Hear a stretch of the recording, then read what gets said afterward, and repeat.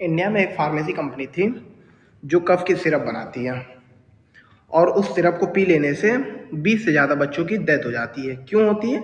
क्योंकि उसमें ऐसे टॉक्सिक केमिकल्स मिला दिए जाते हैं जैसे इथाइलिन और डाइथाइलिन, जो हमारे हेल्थ के लिए काफ़ी हार्मफुल होते हैं और उनको यूज़ नहीं किया जा सकता।